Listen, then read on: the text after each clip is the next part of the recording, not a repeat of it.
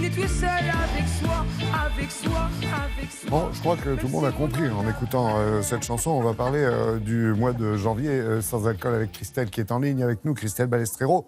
Bonjour Christelle. Effectivement, cette initiative est de plus en plus suivie dans l'Hexagone et pour cause, on en parle de plus en plus. On a eu beaucoup de messages et de sujets même dans votre télématin.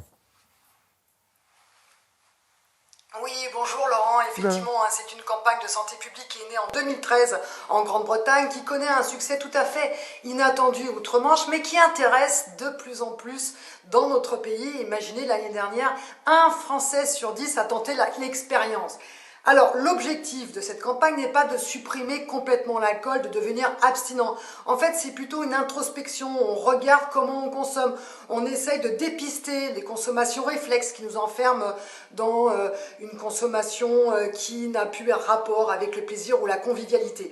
Alors, le cru 2021, si j'ose dire, eh bien, a une résonance toute particulière puisque les différentes études ont montré que la crise sanitaire a entraîné une augmentation de la consommation d'alcool. Par exemple, on sait que pendant le confinement, 46% des Français ont augmenté leur consommation d'alcool et aujourd'hui, 66% de ceux qui télétravaillent craignent d'augmenter leur consommation.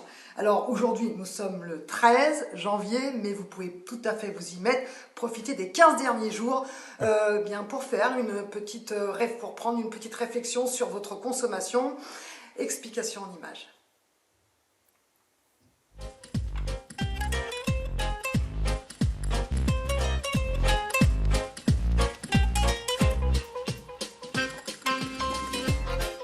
J'ai fait cette campagne l'année dernière, ça s'est super bien passé, on était 4 colocataires à le faire et cette année, surtout dans ce contexte de Covid, on renouvelle l'expérience, on est plus nombreux, on est 6 et c'est parti pour un mois. L'idée de la campagne du Dry January, c'est de faire une pause d'alcool pendant un mois, effectivement du 1er au 31 janvier, et d'identifier en fait tous les moments où on a de la consommation plaisir et tous les moments où en fait on a peut-être plutôt une consommation automatique liée à un environnement social.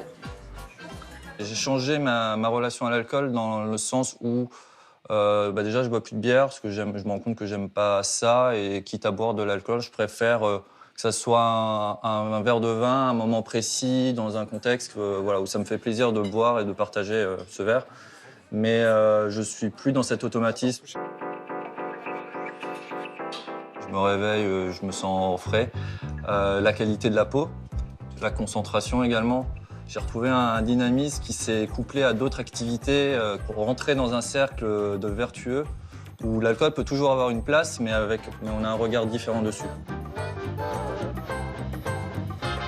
Ce qu'on voit en fait en ayant fait une pause pendant un mois, c'est qu'ensuite, automatiquement, on a une réduction du nombre de verres d'alcool, c'est-à-dire que tous les verres d'alcool qui étaient un peu inutiles, un peu automatiques, sont enlevés ou abaissés dans la consommation ultérieure d'alcool. C'est pas du tout parce qu'on boit pas d'alcool qu'on doit être triste. Au contraire, on essaye de se marrer, on essaye de le faire sur un mode ludique et on a des outils comme l'application Try Dry qui veut dire essayer d'être sobre où on peut évaluer justement sa propre consommation et tous les bénéfices qu'on a à faire cette pause pendant un mois. Salut Pépé. Ça va Oli? Ça va. Qu'est-ce que tu fais? Je suis en train de regarder l'application où j'en suis. En fait, ça permet d'avoir un journal de bord, donc de se situer, de savoir où on en est. Et puis c'est gratifiant quand on a le petit badge à la fin de la journée, de savoir qu'on n'a pas bu. Voilà. Ça valorise et ça motive surtout. Chaque année, une nouvelle recommandation. Christelle, on n'y échappe pas en 2021.